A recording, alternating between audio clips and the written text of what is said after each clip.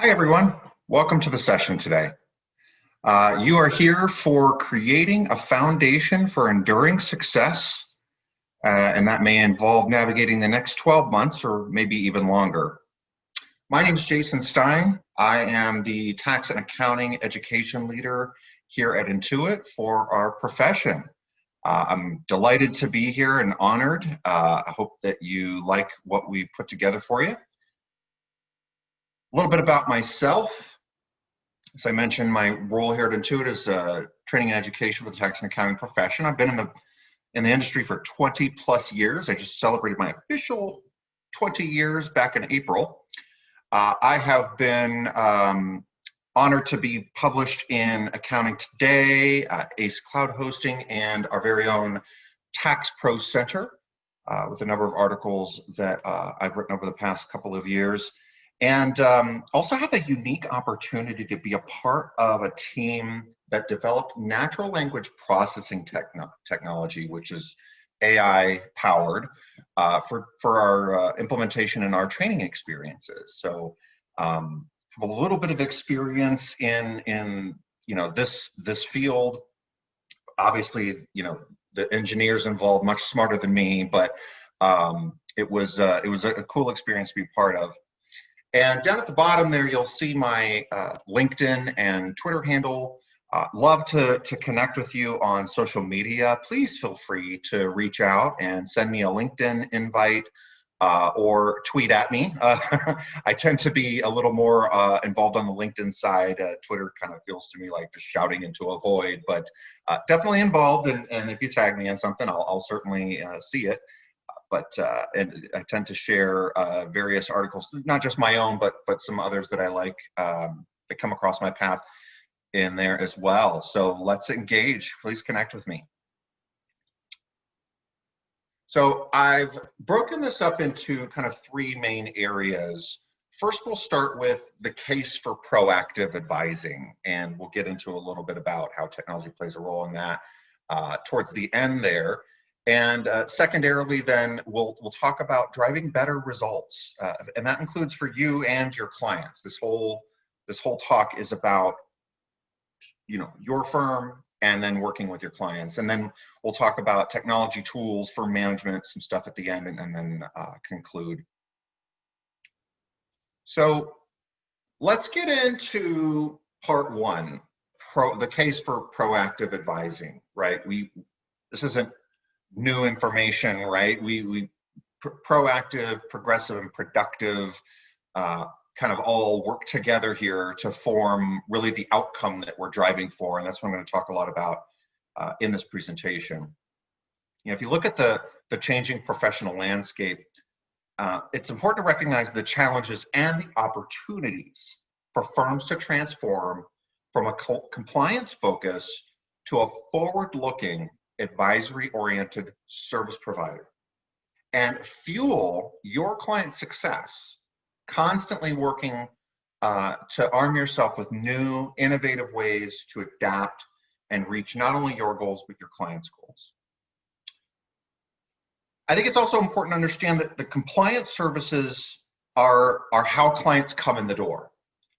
They need you because they need a tax return, or they have bad books, or they need help with payroll issues, etc.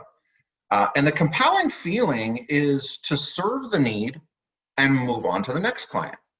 But you can be increasingly impactful by turning this transactional engagement into a relationship, and that may come in the form of a subscription, perhaps, as far as a business model is concerned. We'll talk about business models here in a bit. But this always makes me think of as the Costco example, right? I'm sure all of you have shopped at Costco or Sam's Club or some sort of all-in-one warehouse type experience. And you may find that you go in to buy paper towels and you leave with a new TV, tires for your car, a vacation package, right? These are things that you didn't expect to go into. They weren't immediately top of mind. But once you got in and you saw the value that brings to your life and identified new needs as part of that experience, then you're apt to walk away with things that maybe you didn't expect to. And I think this is a really, it's a really simplified example, of course, about uh, taking a client that's coming in with a compliance focus and then leaving with advisory services, right? And that may not always be the case. And we'll talk about kind of how we can think about this, maybe hopefully a little differently than you might have been hearing. But it's all about demonstrating value, and in your services, you know, it could start easily with tax planning, right? If you're a tax professional, client comes in with a need for a tax return, um, and you could build tax planning directly into your tax engagements, and that's kind of a first step that you could take uh, to build an advisory type of forward-looking uh, service into a transactional engagement. And that sort of helps you with a couple of things: establishing trust and demonstrating your expertise to look beyond the numbers. Your clients will be open to more. But the key is that when you're doing this, you want to make sure that you're not just asking about, hey, what are your things for next year, right? Are you planning on buying any real estate, or are you having a baby, or did you get married, or anything like that that's more like inputs into the tax return? Yes, you should ask those questions, obviously, but make sure that you're also asking about their goals and their plans and the why behind them. This is probably the most important part. You want to use this opportunity to really connect with your prospective clients. And primarily I'm talking about business clients, but I see this happen with some high net worth individual clients as well. But understanding their dreams and what motivates them, that's what we're really in this for, right? And what this does is it does a psychological thing with the relationship, when you dig deeper than just what is happening or even why behind them, but really understanding sort of the bigger purpose in their life. This is going to create a sense of shared vision, if you will, a shared understanding. And it makes it all about the client, and it helps them feel like you are, have a vested interest in what they stand for, the why. Right. It reminds me of if you never heard Simon Sinek in the Golden Circle, and it starts with why talk. Highly recommend it. You can find it on YouTube. But it really just it gets to the heart of sort of what I'm trying to convey here. So let's talk a little bit about advisory services. There was a study, SageWorks actually conducted a study. There's an article published in Accounting Today. The link there is down at the bottom, and don't worry if you can't get to it right now. Just access it in the handouts, and you can get to that link. But I thought it was really interesting, and I wanted to share it. The key takeaway here is that about 76% of firms desire to have greater than 30% of their revenue from advisory. 76% of firms desire to have greater than 30% of their revenue from advisory. So not 100%, 30%. But only 19 are actually delivering at that level today. And so I really just share this to kind of just say to you, you're not alone if you haven't achieved your desired level of advisory yet, and that's okay. And hopefully we'll get some insights and tips here around maybe where to start or how to think about it differently. And so that's kind of what this is all about. The changing landscape and the profession can be overwhelming and challenging for pros as technology automates more compliance work. And we at Intuit, we strive to provide professionals with the tools and training to help. Now, within the current environment, right, I'm talking about pandemic environment, firms that had not yet adopted cloud technology were essentially forced to do so. And this is accelerating the profession's trend to move to the cloud. Tax and accounting firms are seeking out solutions that fit the needs of their firms by using a combination of purely online cloud technologies or choosing options like hosting solutions that will allow them to work virtually while still using their favorite desktop applications. Now, with any online option, it is much, much easier to collaborate with staff and clients. In addition, there are abundantly more opportunities for software companies at large, not just within our profession, but at large, to build solutions that integrate seamlessly with each other. Ultimately, this can help your firm's workflow and reduce time-consuming tasks. And as this continues, cloud adoption will continue to accelerate. What I see a lot of firms doing, though, is trying to fit cloud technologies into legacy workflows. And this is a big mistake. Not only will you find yourself frustrated, your staff will be frustrated, and you will ultimately be quite upset with the software that you likely paid a good amount of money for. Cloud software is very different than desktop-based applications, and this is really important to note. Cloud applications are designed with different workflows in mind because they don't just take a single task and streamline that one thing. They streamline a series of tasks by completely rethinking how to more efficiently and effectively get the work done. It's important that you take care not to underestimate the learning curve and take advantage of the training that you're probably being offered as part of it. You know, this is key because I see it so often, and you know, of course, being from Intuit, we see it with even our own cloud applications where people are upset that it's not doing the things that they're traditionally used to doing, and that's the whole point. And it's something that I see a lot of firms doing. So keep that in mind as you're thinking about adopting these new technologies. So let's talk a little bit about business client needs. And like I said before, a lot of this is really more focused on your business clients. And the we here in this picture represents you as accounting professionals. As we talked about before, this isn't always how your clients will find or approach you. They'll oftentimes come along because they need a tax return or clean books, but advisory services should be quick to join the conversation. Our data shows that business owners are significantly more successful when they engage a trusted advisor. And it's integral that advisors and clients work together to monitor their business performance and take action to ensure a thriving and healthy business. And this is critical. It is critical to emphasize the importance of these advisory services. Sitting down with a professional to best grow your business in a personal, productive way. Now, this has even been evidenced by the influx of clients coming to you for help with, say, PPP loans or navigating the stimulus.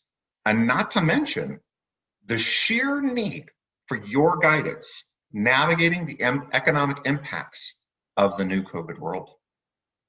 Firms that were already offering advisory services and operating in a cloud environment transitioned much more easily to the new environment we are operating in. And they were better positioned and structured to help their clients pivot their businesses and work through the challenges that they faced. You know, I hear the phrase thrown around, you know, your business client needs are evolving. And there's some accuracy to that, but I don't know that it's wholly accurate. In this area in particular, this is what they have always needed. They've always needed your professional guidance. And you probably have always been giving it. But I would suggest putting more structure around it and standardizing the processes and using technology to automate, you know, tasks that you know take a long time that of course can be automated, so that you're more available for these higher level services.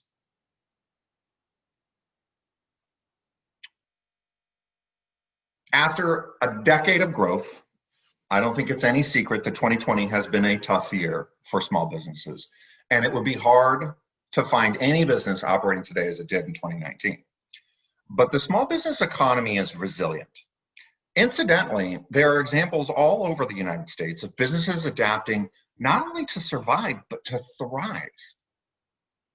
Looking back to the trends we saw after the 2008 Great Recession, the rate of new business growth was more than 3 times what it had been in years before it, according to the US Bureau of Labor Statistics data. In September 2020, Intuit commissioned a survey of 1,600 current prospective business owners. And here are the results. Now, I know this slide is a bit of a word wall, and you're probably right now trying to read it all. Don't. Try not to take it all in at once right now. You can refer back to this in the handout later. But I wanted to include it so you could see all of these great insights. And I want to call attention specifically to the 3 outlined in red. And let's talk about those for a minute. According to the respondents, we can expect to see the most growth in 3 industries over the next 12 months: accommodation and food services, arts, entertainment and recreation, and retail trade. Isn't that interesting? What does this tell us? To me, it feeds a point that crisis breeds innovation. These are the industries that are struggling the most right now. And these are the 3 industries where we are seeing reports that small businesses are focusing on. And I would bet that they are focusing on them very differently than they have before. Now, we're finding that small businesses aren't just changing what they sell this year. Around 1 in 7, or 14%, have gone as far as to adopt entirely new business models. Of these, 76% said the coronavirus either somewhat or highly influenced the shift. No brainer, right? Almost 1 in 3, 29%, small business owners surveyed said the current state of the economy has had a positive or very positive impact on their company's innovation. I want to say that again. 30% of these folks that we surveyed said the current state of the economy has had a positive or very positive impact on their innovation. And more than 2/3 of prospective business owners surveyed agreed that businesses born in a recession are more resilient. Isn't that interesting? Now, and these are straight from the small businesses that of course participated in the survey. Now, for more than half of these businesses, this innovation has increased revenue by more than 50%. A similar proportion, 28%, said productivity is up this year.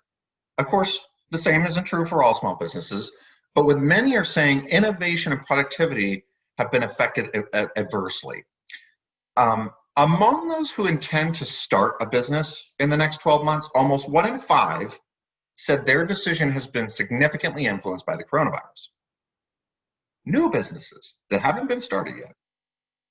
This is either through necessity, 35% said they need a new source of income, or because they're looking to take advantage of new business opportunities. For example, 22% said their current circumstances gave them an idea for a new product or service. And 28% said it accelerated my plans to start a business. 30% of these folks said the coronavirus pandemic accelerated their plans to start a business. When I saw these, my mind was blown. Now, the survey also asked if they had any advice about how to start a business. And the top recommendation, confirmed by 70% of the respondents, is to write a business plan. And the good news here is that 77% of future business owners intend to do this, and they are going to need your help. And so as we look at these, right, side gig to small business, right, people are taking advantage of things that they might have just been doing to supplement income and now making that their primary source of income, 42%. And then business planning, is top of mind, and needing financial, systems and guidance is something that they recognize is important. And I think these 3 things really work together on top of all the really cool insights that you can see here. But again, we're not going to go through each one of these. But I just think this is just all really eye-opening, right? We keep getting this sort of feeling of doom and gloom and what's going to happen, and there's going to be some interesting upsides that we're going to see over the next 12 months and maybe even longer. All right, so let's talk about relationships. All of this starts and ends with how you think about your client relationships. We started to touch on it a little while ago. You want to start by identifying your ideal clients and your ideal relationships with them.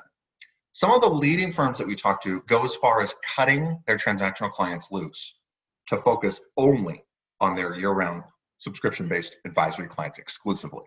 Now, you don't necessarily have to do that, and it would be actually ill-advised to do that if you were still just getting your arms around offering advisory services. So don't jump to those levels, but I just share that with you because that is happening. There are firms out there that are just cutting all their transactional clients. Some firms actually take a little bit different approach, and this is the one I'd probably recommend for those of you listening, is they consider their base of transactional clients as an incubation house that might not necessarily be ready for advisory services, but might someday, or they never are, and you just serve them differently. And so to that end, for that part of your firm, the incubation house, the transactional clients, right, you might want to consider focusing very heavily on automation to eliminate as much work as possible to serve these clients, and then relying on fixed fee structures rather than billing by the hour. I'm often surprised at how often I hear of firms of all sizes still billing by the hour. Billing by the hour flies in the face of, it is in direct opposition to eliminating as much work as possible through automation. And so you're just right from the get-go, those two models pit against each other. And so it's hard to focus on automation if billing by the hour is still the sort of the reward, if you will, because how we set our goals and how we structure our fees is going to help focus the firm on the work. Now, the one word of caution I'll say is in this area, your incubation house, your transactional client list, be careful you don't end up driving two different cultures within your firm. You want everyone focused on serving clients in a consultative fashion. Don't let the focus of driving efficiency and compliance work streams overshadow that. Now, this all sets the stage for how you court and qualify new clients. And this leads us into identifying healthy relationship qualities. I hear often people finding themselves regularly challenged by your clients about price. This is the first clue that you might be in an unhealthy relationship with them. Another clue is whether they act on your advice. Now, these two clues tell us a lot about whether a particular client values your services, right? Because that's really what this boils down to. If they don't listen to you and they fight you on your fees, they don't value your services. That's what they're saying. So let's talk about that for a minute. You don't have control over that. You don't have control over how they feel. So you have to ask yourself, is there something I can do to change their perspective? And if the answer is no, then there's a possible situation of maybe you price them out or you cut them loose. Do you really want to serve clients that don't value? And there's no way to help change that perspective. That's an option. I'm not suggesting you go cut all your clients that you think don't value your services.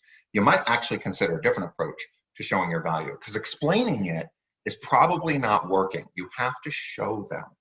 And it starts with how you structure the entire relationship.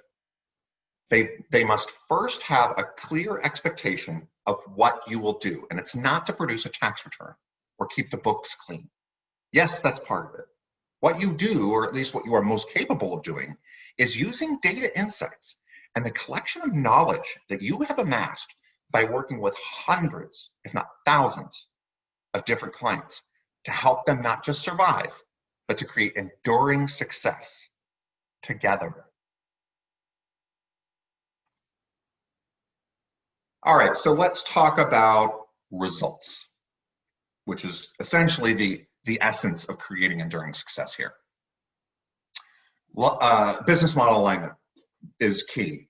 And I kind of touched on this in the last slide when I talk about structuring and making sure that the goals that you set are driving towards the outcome that you want. So step back a little bit first though, and make sure that you have a clear and documented vision and strategy for your firm. Take the time to sit back and do this. I can't tell you how important, I can't even stress how important this is. So many firms have something in their head, but it's not captured anywhere, and it's not vetted. When you bring it out of your head, you can examine it from more angles, right? And you can share it with others and get inputs and refine it and make it better. And then once you feel like you've got the vision and your strategy for how you want your firm to move forward, then you set goals and a plan for achieving them. And then most importantly, make sure your entire firm is rallied around it all. And this is the one that many firms miss, especially with those in what I often hear is a eat what you kill approach, which maybe that's a different type of firm makeup, because it's worth trying, right? Work with the partners in this sort of environment if this is your firm. But oftentimes in an eat what you kill approach, it's kind of every person for themselves. And so there isn't a cohesive vision and strategy. So then you want to ask yourself, do I want to have one that's separate from my partners as my part of the firm? Or do you want to try and work together and create a firm that is more cohesive? It's completely up to you. But most importantly, make sure that that's clear and intentional. That's the key here. Now, as you go through this process, you will come up with the new ideas necessary to align your business model to your plan and goals. So as you build your vision and your strategy, don't let constraints get in your way. Think ideal state. If you had unlimited money and unlimited resources, what is the impact that you would want to have on the world, right? Or your community, or your clients, or whoever is your most important focus. And then comes the plan, right? The plan and the goals will start to bring that vision to a reality. And as you build out, you'll start thinking about, okay, this is what we want to be seen as, this is what we want to achieve. Here's what we think we can do to get there. And then you set some goals and tie those things together. They dovetail together. And this all includes how to price your services and demonstrate your value. Now, once you've done this for your firm, you can help your clients do it too. And they're going to need it. They need it now. If they don't already have a plan, they need that.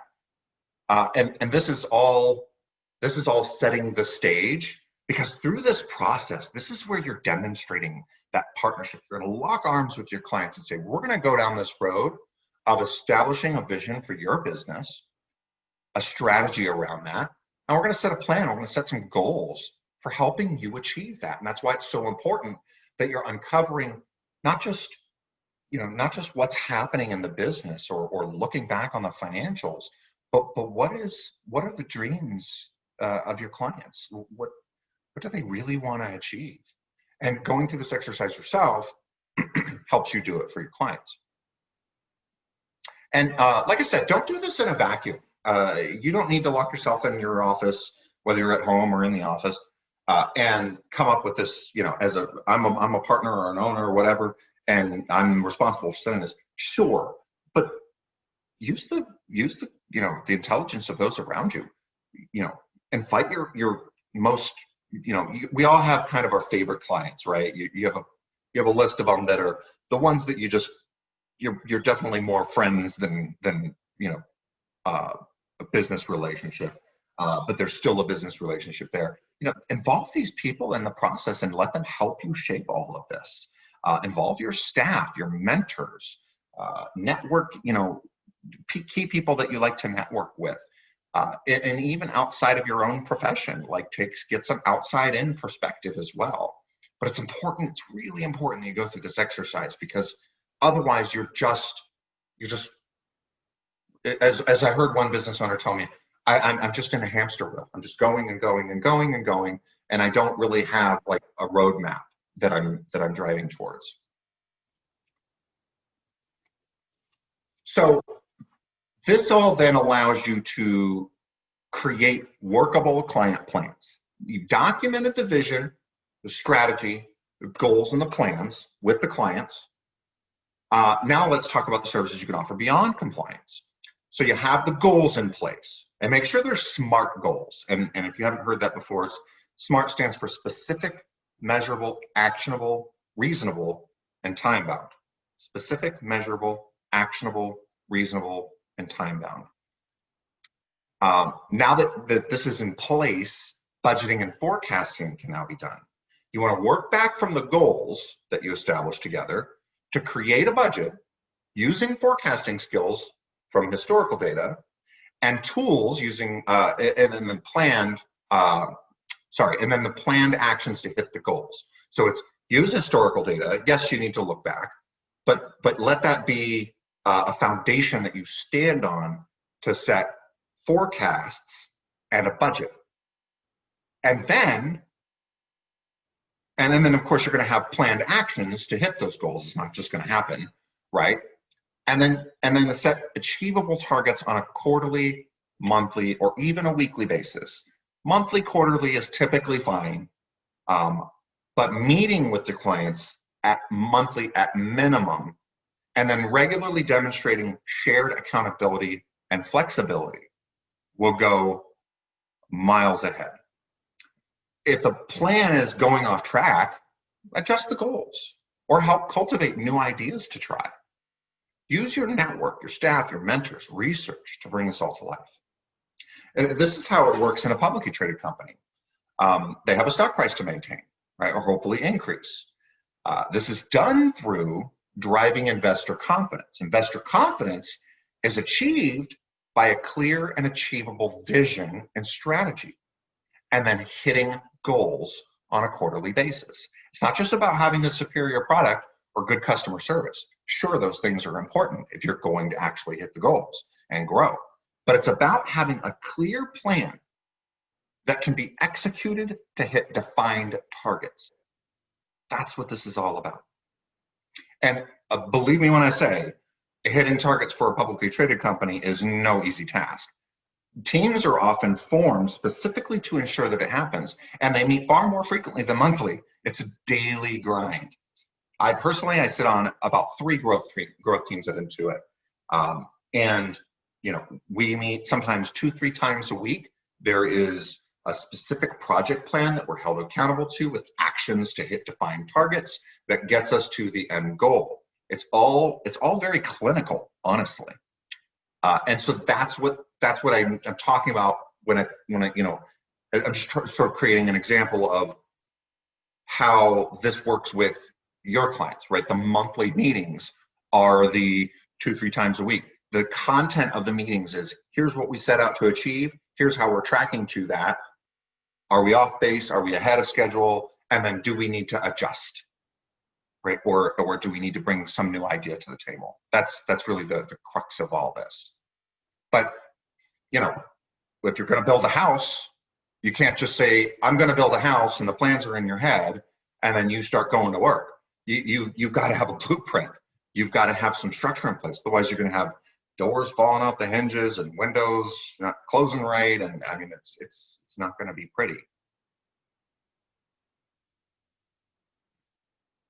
All right, so let's get into technology and tools, and there's a little bit around kind of firm management. But with impactful workflow integrations, a lot of players in our profession are enabling firms like yours to automate compliance work, which we've talked about, spend more time with clients to help them reach their goals. Again, this is the stress point here. Automating frees you to spend more time with clients to help them reach their goals. And you shouldn't do that for free either. It needs to be part of your business model. Let's talk a little bit about firm management.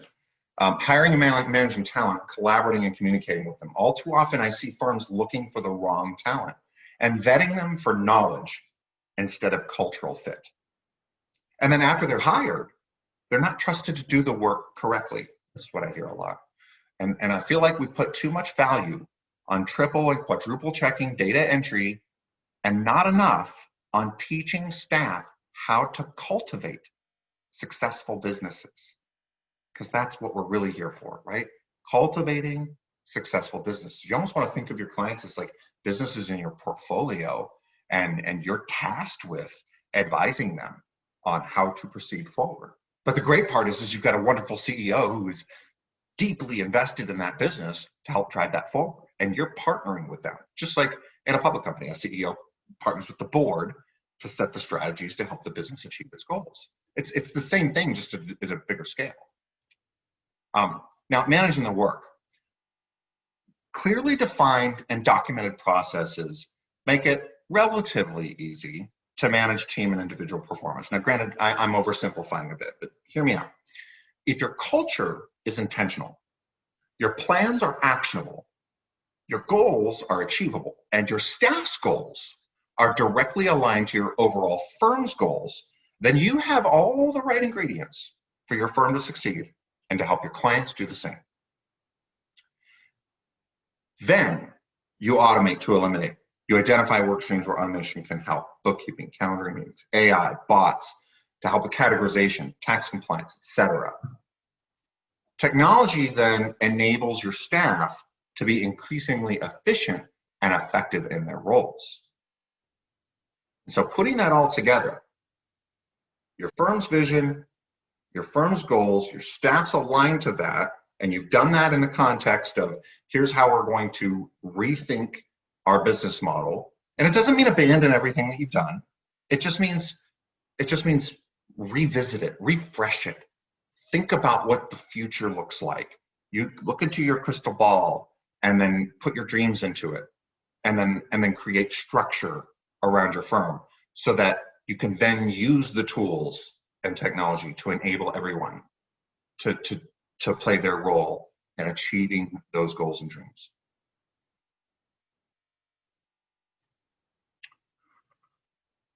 How many of you feel like this as your client while trying to help them, right?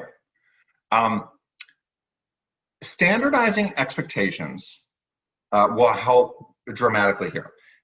Processes, goal setting conversations, forward cadence in all these conversations, and establishing all of these things, right? If you do all the work that we've talked about, where instead of just producing the compliance work, answering to the specific need in the moment, but instead you establish a forward-looking framework and business model, and you work with clients to establish the plans and the goals to achieve the dreams, then the hard part is largely over. Not to say that there wouldn't be challenges in the future, of course. Just look at what we're dealing with now.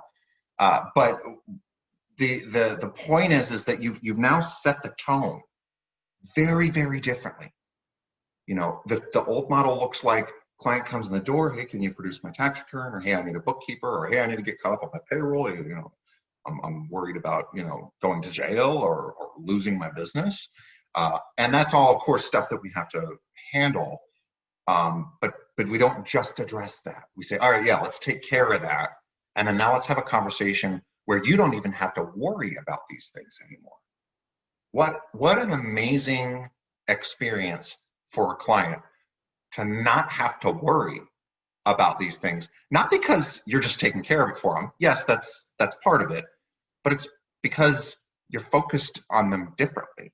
You're not focused on producing a product that they hold, right? You're producing a relationship that they value. And then use your tools, right? Zoom is a household name these days, just like, what is it? The tissues I'm thinking of, oh God, I'm blanking on the name. But there's certain things that we coin as a household name. I can't think of examples off the top of my head, but Lysol. Oh, there's one, Lysol, right? Lysol is a disinfectant product, but everybody knows Lysol. Zoom has kind of taken on the same form, where it's just Zoom means online meeting. It's not the only tool out there. It's just the most popular. And so there's lots of companies building these tools to facilitate these interactions. Use an online portal to collaborate. We have one that comes with our tax products called Intuit Link, and it is designed to facilitate the process of avoiding the shoebox situation, right? Where clients can take pictures of stuff from their phone and upload it to this portal, or they can do it from their computer, upload documents. This is how you collaborate back and forth. Now, a lot more people these days are using online portals. If you are not yet using an online portal, I would strongly recommend looking into one. Some of them you pay extra for. There's like Smart Vault, for example, is a popular one that people pay for a subscription to. But explore your options, find the one that works best for you. Now, the chief complaint that I hear about, in particular with online portals, is, well, my clients, that I become then tech support for my clients. And I get that. It absolutely does happen, and it's part of kind of what goes into it. But think about the amount of time that you'll spend, and especially if you can scale it, like create some videos on the common things that your clients come ask you about. Oh, I forgot my password. Okay, no problem. Just go to this forgot my password link right on the screen and click that, and you can reset your password. Or whatever the common questions you get. Put some canned answers to emails. You can really automate even just that, so that you're focusing on the work and not triaging, right, questions or issues.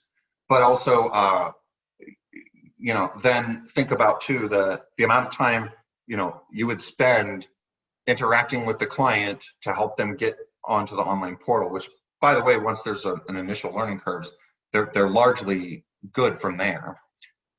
Versus sifting through a shoebox, right? Or nagging them. A lot of these online portals even have automatic nagging systems and stuff like that. Like, how much time are you putting into maybe a manual process that taking it to the cloud could help streamline it? It's not going to be perfect, and that's the key that I hear from, or that's the key that I would say to a lot of folks. Also, is with any technology, it's not going to be perfect, and expecting it to be perfect will set you up for failure.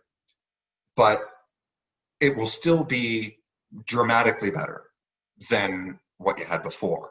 If you're looking at the right ways, and you take my advice around making sure that you're not just trying to fit a legacy workflow into a cloud experience. It changes the way that you do business. It changes the way that you interact with clients. End to end, not just one part of it. So then, coming back to the conversation, then consistent communication framework. Have a checklist for the conversations each month.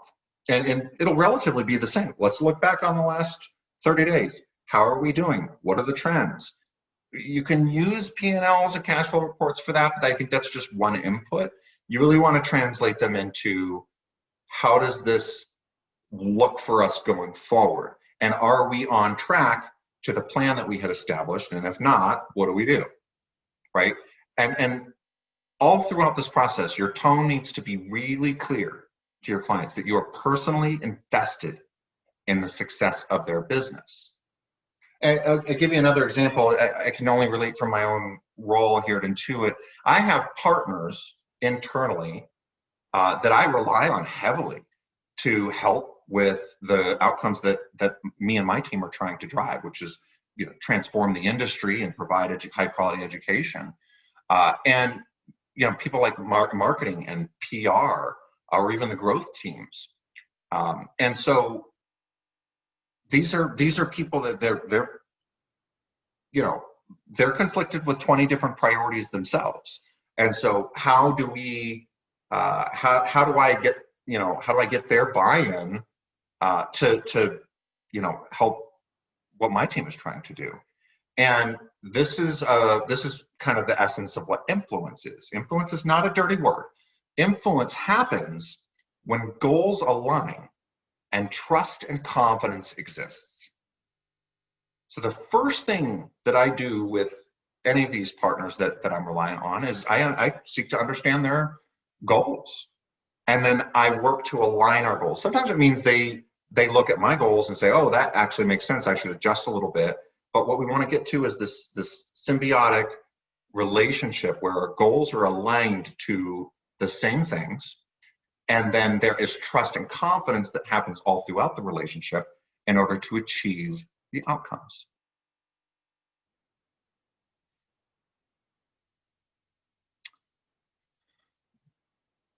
I think this goes without saying, right? Thinking outside the box is really the key here. And everything that's happened with everything going on has forced us all to think differently. Take advantage of that. You know, I shared earlier all these perspectives from small businesses, how they're viewing the opportunity out here. Taking a wait and see approach, while that may feel safe, you are at the crux. You are at a crossroad of amazing potential for opportunity here. And I'm not just, you know, I'm not just talking about a concept here. I'm talking about real things that leading firms are already doing to drive forward with their relationships with their clients. So it's moving away from the primary focus being delivering reports that no one reads or compliance work. And it shifts towards partnering with clients on strategy and vision, and then leveraging the tools to ensure that you're delivering on those goals and regularly reinstating your value. And you demonstrate tangible ROI. One of the ways that I've seen people do this is just a simple computation of tax savings. There's a couple of folks out there that charge pretty decent sum for these types of services. And it's a monthly engagement. You know, I heard of one that's charging $800 a month for one of their clients. And I mean, it's, wow, $800 a month, right? But if you can show, well, okay, $800 a month is X amount of dollars per year, but just this year alone, we've saved twice that in tax savings. Who's going to argue with that? All right. One of my favorite quotes, and I kind of go back and forth on the verbiage here. Richard Branson said it well: luck is what happens when preparation meets opportunity. I've also heard someone else say success, or how about enduring success is what happens when preparation meets opportunity. At Intuit, we pride ourselves on self-disruption, and in fact, it's the hallmark of our company. Harvard's even used Intuit as a case study for innovation for many years. If you don't reinvent yourself to more effectively help clients achieve their goals, your competitor will. Leading firms, as I mentioned, are already operating on the concepts that we've covered today, and successful businesses are achieving enduring success as a result of these principles. We are living in an age, in an incredible age of technology. Humans are more capable than ever to achieve amazing things. Everything we've talked about today is not new, but the tools that we have available to us now and the continued innovations that we will see in our profession set the stage for all of us, to reach increasingly new heights in the areas we choose to focus. So where are you focused?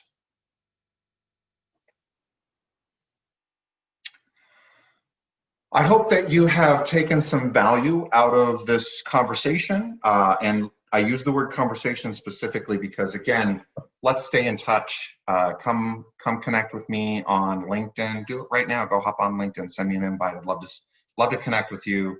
And let's keep the conversation going. Share what you think is important. Share how your firm is progressing in this area. Share insights that you're learning along the way. I'd love to hear how everybody's journey is going.